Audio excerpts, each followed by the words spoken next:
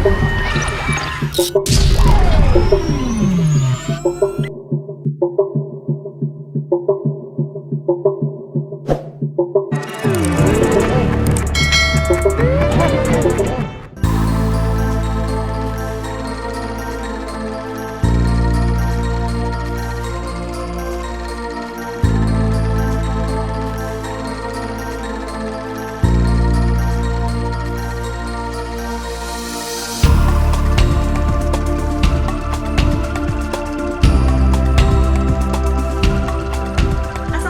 warahmatullahi wabarakatuh. Apa kabar sobat UMKM? Kali ini Sophie lagi ada di Batik Banyu Amarta punyanya Bu Kopi, dan sekarang Bu Kopinya udah ada di samping. Halo Ibu, apa kabar? Alhamdulillah. Kalem banget ya, beda sama aku yang pecicilan. Maaf ya Bu. Apa santai ya? Sophie boleh nggak ganggu buat nanya-nanya seputar batik yang ada di sini? Enggak, silakan. Ayo sahabat UMKM yang penasaran sama batik-batik Kopi, ikutin terus obrolan Sophie sama Bu Kopi ya. Bu Pok, Sophie penasaran nih, mulai usaha batik dari kapan Bu? Dari pertengahan 2017 gitu. Usaha yang dijalankan memang tujuannya mempunyai usaha yang berbeda daripada pembatik yang lainnya. Jadi motif-motif ibu ini mengangkat cerita rakyat, cerita legenda seluruh Indonesia, kemudian tentang destinasi wisata diangkat di tiap daerah, kemudian juga tentang sejarah seperti itu. Jadi itu bisa jadi ciri khas juga batik Banyu Amarta ya? Betul, itu salah satu pembedaannya daripada pembatik yang lain seperti itu. Jadi di sini ada jenis apa aja nih batiknya? Ada batik cap, kemudian batik tulis. Yang dominan memang batik tulis yang mengangkat cerita-cerita legenda seluruh Indonesia. Sophie boleh lihat nggak Bu salah satu contoh batik tulis yang bercerita itu? Salah satu contoh cerita yang Ibu angkat dalam batik Ibu apa sih Bu? Salah satunya cerita legenda tentang Malin Kundang. Ya, itu kan cerita yang sangat terkenal di daerah Sumatera ya. Tujuan ibu bikin batik itu supaya anak-anak muda generasi penerus itu lebih menghargai orang tuanya terutama. Jadi lewat batik ibu bisa bercerita, bisa mengangkat nasihat-nasihat atau moral-moral. Ini salah satu contoh batik legenda Malin Kundang. Yang terkenal kan ceritanya ya. Iya.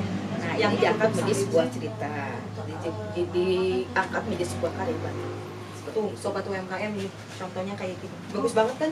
Jadi dalam satu kain bisa menceritakan sebuah cerita legenda yang syarat dengan makna dan nasihat.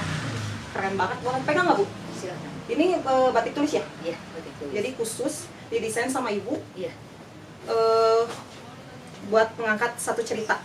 Nah, ini salah satunya Malin Kundang. Ih, keren banget ya. Kreatif banget Ibu nih. Salah satu inovasi yang bagus banget. Nah, Bu, kan Sophie biasanya ngeliat tuh kalau pembatik tuh daerah-daerah Jawa kayak gitu ya Bu. Nah, kalau di sini untuk nyari kain, terus bahan-bahan kayak lilin, pewarna, susah nggak sih Bu? Bahan bakunya. Iya, bahan Ya baku. memang kalau di Bandung ini termasuk mahal ya, harga kain. Jadi ibu belinya di Jawa gitu, karena mereka memang berbeda harganya jauh. Dari mulai kain, pewarna, lilin, kemudian canting, itu memang kebanyakan produsennya dari sana, dari Jawa. Jadi Ibu nyetok gitu dari Iya. Jawa, sengaja beli buat Ya, sahabat buat di sini. stok ya seperti itu.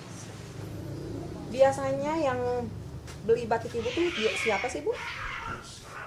Itu kan banyaknya kan dari Kota Bandung, dari KBB juga ada gitu. Apalagi kalau pameran-pameran memang banyakkan dari berbagai daerah. Kalau misalnya mereka tahu ada event-event mereka tahu. Tapi ada juga yang dari misalnya di Facebook ya. Oh iya, Itu media kan, sosial. dari Lampung sudah membeli, kemudian dari Kalimantan juga, Sumatera juga ada. Kebanyakan memang seragam-seragam untuk di dinas mereka pesan itu. Jadi buat di dinas-dinas juga ada yang ini Iya, ya? karena memang kebanyakan minta didesainkan motifnya. Oh, Ibu desain ininya sendiri juga? Iya. Oh, Di sketsanya saya kemudian nanti dilakukan oleh anak buah. Karena tema itu kan keinginan dari konsumen. Misalkan sekolah itu beda dari sekolah. Oh, berarti bisa custom dong ke Ibu bisa, ya? Oke. bisa. Ada Terus? misalkan yang punya pimpinan perusahaan kemarin, perusahaan minum, minta didesainkan juga bisa. Dengan logo mereka pasti. Dengan logo mereka. Keren banget sobat UMKM. Ternyata buat sobat UMKM yang misalnya mau bikin batik tapi ada logonya, bisa produk-produk teman-teman UMKM bisa ya Bu ya? Bisa. Oke. Untuk printing pun bisa. Keren banget. Karena kebanyakan sesuatu pesannya printing. Jadi Oke. harganya lebih murah, di Lebih bawah terjangkau ya? 50.000. Oh, Iya. lebih terjangkau dibandingkan dengan batik tulis ya? Ya, kalau batik tulis kan lama pembuatannya, ada Hmm. sebulan, ada yang 2 minggu. Nah, untuk pembuatan batik tulis nih Bu, biasanya memerlukan waktu berapa lama?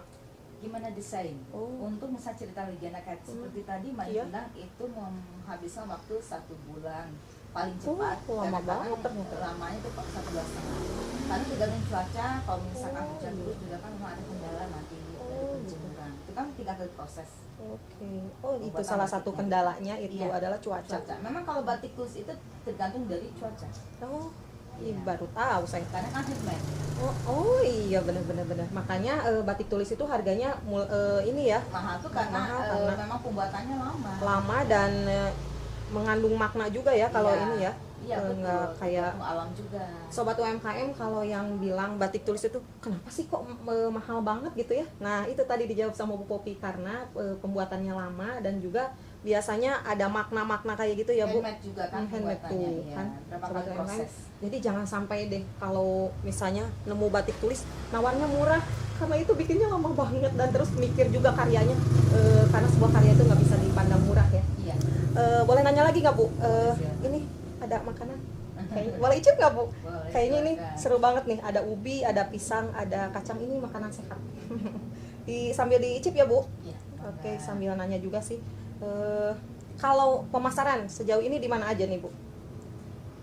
Dari daerah Jawa Barat sampai keluar Jawa. Tapi untuk keluar Ekspor negeri? belum, Oh ekspor belum. Ada kendala apa tuh Bu kalau untuk ekspor? Kalau ekspor tuh kendalanya sih karena memang masa pandemi ini kan pasti ya, Oh, iya. kendalanya banyak. Tapi memang sebelumnya ada beberapa tapi tidak terlalu banyak, ada 1-2 orang.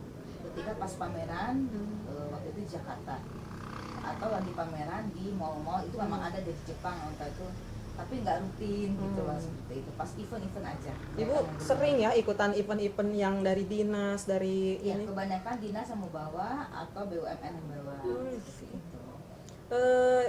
Pameran terjauh yang pernah Ibu ikutin di mana Bu? Belum sih, masih ini Jakarta saja. Kemarin Jakarta. sebenarnya mau berangkat ke Australia itu keburu pandemi. Jadi Sayang banget. di stop dulu gitu. Pernah dibeli sama siapa yang paling menurut Ibu terkenal banget deh? Dibeli sama Bapak Wakil Presiden Ma'ruf Amin. Wih, keren. Bapak Ma'ruf Jadi, aja wakil ya. presiden kita udah pernah beli loh. Ih, keren banget kan Kemudian sobat dari UMKM? itu apa Menteri BUMN juga. Wis, keren banget. Karena emang Sopi lihat ya di belakang aja batik-batiknya tuh motif-motifnya lucu-lucu banget. Jadi punya ciri khas lah. Nah, Bu, boleh nanya lagi ini. Kan ini Ibu tinggal di KBB nih. Ibu pernah nggak bikin batik yang khusus KBB? Ada banyak itu. Dan yang membelinya pun malah wali kota Bandung. Hah? Kemudian waktu itu wali kota Bogor lagi pameran. Itu motif jamur, Yang ya, motif khas KBB? atau pemetik teh, kemudian curug malela, saguling, boska. Yang beli justru orang luar ya? Ya, Oke. yang dibeli yang terkenal motif yang dapat juara itu kan Sampurya, itu dibeli sama Menteri BUMN. Wih, keren, tepuk tangan dulu dong. Seru banget. Bu, batik segini banyak ya, dari mulai yang dicat, yang tulis. Ibu dapat ide dari mana tuh? Karena ibu sering pameran dan pameran pun kan itu kan pernah pameran di pembatik seluruh Indonesia ya. Jadi ibu melihat para punya usaha batik itu dilihat satu-satu motif apa yang belum ada. Nah itu yang diangkatnya. Diamati. Ya diamati karena memang untuk jadi pengusaha itu syaratnya kan kita harus inovasi. Iya. Harus mempunyai pembeda ya dengan usaha yang lain. Karena pembatik di Indonesia itu sangat banyak, tiap daerah sekarang punya. Iya. Ya, punya batik tersendiri. Nah, ibu harus punya pembeda. Nah, itu ibunya ngangkatnya cita-cita yang bukan dibuat, misalkan tsunami pun ibu buat. Kejadian tsunami, kejadian Krakatau meletus, kejadian perang Bubat, sejarah masa lalu, yang Prabu Siliwangi, Bunda Ratu juga ya, itu semua dibuat sama ibu karena memang tujuannya saya punya sesuatu yang berbeda seperti itu. Ibu ngerjain batik ini kan nggak mungkin sendiri dong ya Bu, apalagi Iya. kalau orderan lagi banyak nih. Ibu dibantuin berapa karyawan Bu? Ada 5 pembatik. Dari mana Tapi aja? kalau untuk itu khususnya pembatik ada dari Cirebon, sama yang untuk khusus bantu ibu dalam gambarnya, merapikan gambar gitu. Tetapi kalau untuk pemasaran itu ibu sendiri. Oh, jadi ibu khusus di pemasaran, sedangkan untuk yang ngebatik itu ada timnya ya? Iya, ada hal khusus untuk produksinya ada. Tapi kalau untuk pemasaran kenapa ibu sendiri? Karena memang kebanyakan konsumen itu yang langsung ketemu sama ibu gitu. Sama ownernya ya? Sama ownernya langsung. Sekalian selama ini dijelasin juga iya, di... masih bisa ditangani sama ibu. Kecuali nanti kalau misalnya sudah semakin besar, semakin banyak pesanan, baru mungkin ada satu nanti anak buah yang khusus menjadi asisten ibu seperti itu. Sejauh ini pemasaran Bu, kan sekarang udah banyak banget nih kayak pemasaran online kayak gitu di marketplace. Ibu udah ngikutin juga nggak sih penjualan secara online kayak gitu? Kalau online paling cuma satu di Indonesia Mall saja, gitu ya, salah satu BUMN. Untuk yang lainnya belum, Shopee buka, apakah gitu belum, gitu. Insya Allah nanti ke depan. Karena motif ibu ini kan motif spesial, tidak semua orang punya. Takutnya nanti yang dijaga itu kan menjaga desain, jangan sampai ditiru orang. Oke. Itu. Untuk yang ini desain, ini kan banyak desain yang emang harus dilindungi lah Bu ya. Ini udah dihakiin belum Bu? Sedang dalam proses. Karena kemarin kan nama asli awalnya ya, nama awalnya kan Nabila Diva Batik. Itu di hakikat tuh nggak masuk karena sudah banyak mungkin nama itu. Jadi diganti menjadi nama Banyu Amarta Batik. Sedangkan sekarang dalam proses dihakikan seperti itu.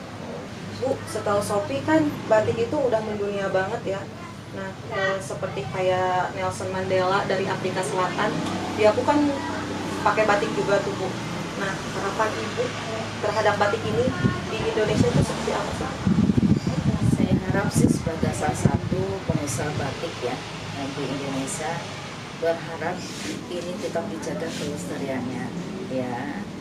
Kita pembatik-pembatik Indonesia itu memang mempunyai ciri khas masing-masing dan itu harus dijaga, jangan sampai warisan leluhur kita ini jadi apa namanya tuh hilang gitu. Jadi kami pun gitu, orang tua yang ibaratnya ini pembatik ini harus menularkan pada generasi muda supaya dilatih juga mencintai batik. Ataupun saya satu contohnya kepada generasi muda, sama mendidik juga anak-anak muda belajar membatik. Misalkan ada pelatihan membatik salah satunya seperti itu. Ada kepikiran nggak Bu misalnya untuk para sobat UMKM untuk mengajarkan atau mengedukasi membatik gitu, atau minimal kita bangga deh pakai baju batik gitu, hari batik itu kan ada ya, hari batik tuh. Ada nggak Bu kepikiran gitu? Pengen bikin nih acara pelatihan membatik atau apa gitu semacam itu sebenarnya gitu. sudah dilaksanakan pada waktu beberapa tahun belakang gitu. Untuk hari batik ibu pernah melatih anak-anak SD atau SMP atau SMA membuka pelatihan batik gitu, tapi mereka belajarnya sesuai dengan misalkan SD gitu, SMP, SMA tingkatannya ya. Kalau untuk SMA ke atas itu kan bisa mendesain sendiri, tapi untuk ke bawah itu mereka dipikirkan cara mencap seperti apa batik cap, kemudian mewarnai, mencoret seperti itu. Jadi nanti kemudian diwarnai, hasilnya langsung diberikan ke mereka, anak-anak senang gitu. Kelihatan ya, antusias. Iya, seperti itu.